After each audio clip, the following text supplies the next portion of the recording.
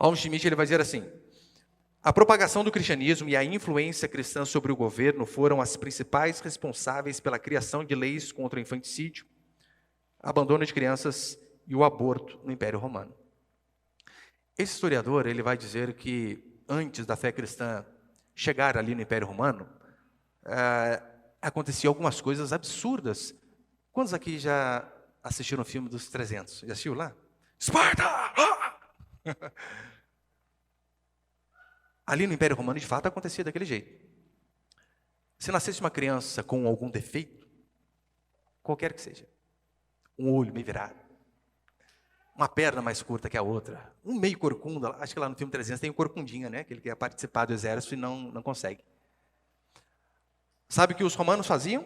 Quando nascia uma criança com algum tipo de anomalia, eles deixavam ao relento para morrer. Porque eles só aceitavam pessoas perfeitas. Mas Alm Schmidt vai dizer que, por conta da fé cristã, esse tipo de coisa, abandono de criança, aborto, infanticídio, era isso que acontecia. Essas coisas foram acabando gradativamente.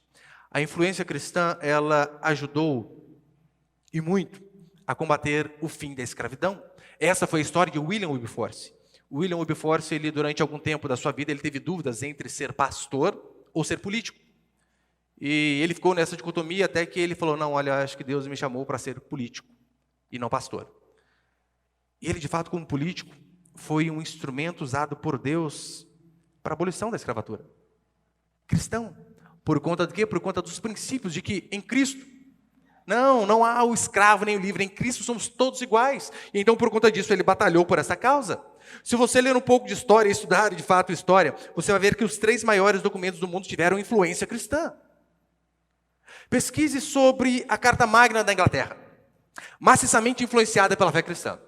A Declaração de Independência dos Estados Unidos, a Constituição Americana. Meu irmão, a Constituição Americana, qualquer um consegue ler, que é bem rápido, né? Ela é bem curtinha, não tem comparação com a nossa, né? A nossa, além de ser enorme, tem um monte de PECs, de projeto de emenda ali.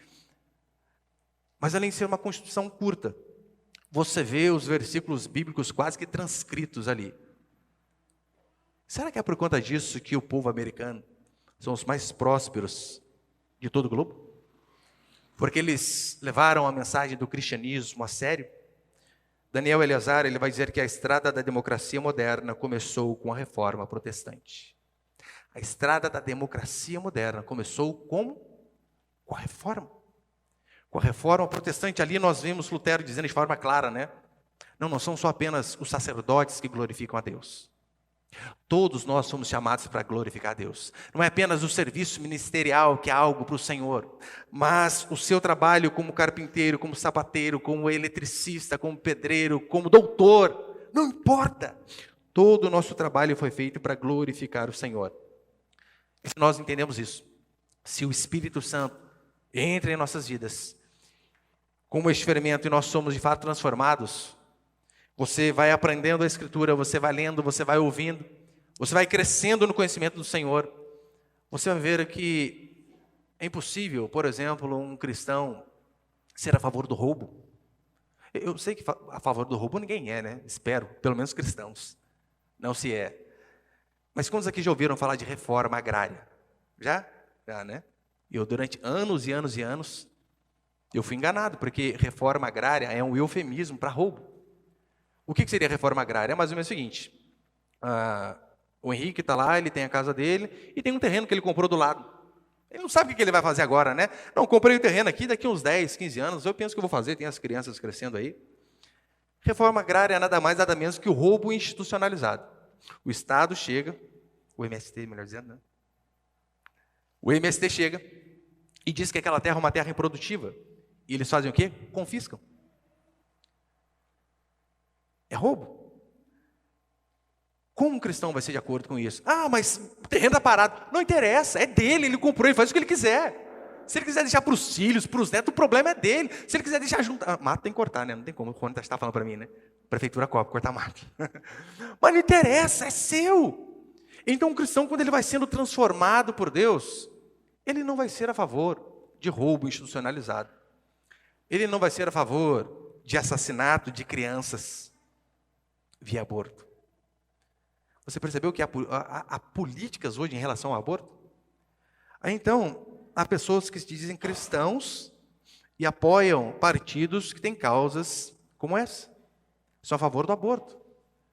Você percebe que não dá para juntar essas duas coisas? Cristianismo junto com aborto. Como assim? A Escritura vai falar sobre um episódio onde a mãe de Jesus estava grávida e então ela chega diante da sua prima Isabel. E no ventre, né, ali as crianças já demonstram um certo afeto. E como assim? Até 3 meses pode matar. Essas coisas não tem como andar junto. Então o cristão, ele vai ser contra a escravidão, ele vai ser contra o aborto, ele vai ser contra o roubo, ele vai ser contra tudo que é tipo de crime, vai ser contra a corrupção. Óbvio que ele vai ser contra. O cristão, de fato, será alguém verdadeiramente honesto por natureza. Por quê? Porque esta medida de fermento chamada Espírito Santo entrou na vida dele. E quando ela entra em nossa vida, nós somos transformados. Ainda que não fazemos para aparecer, como eu disse. Mas somos transformados de glória em glória. E veja se não é assim. Muitos pensam que o cristão, ele faz algumas coisas e ele evangeliza em outras horas. Uma coisa é o trabalho, outra coisa é o evangelismo. Não é assim. Ele não faz tudo a parte do evangelismo. A sua vida é basicamente um evangelismo por onde ele está.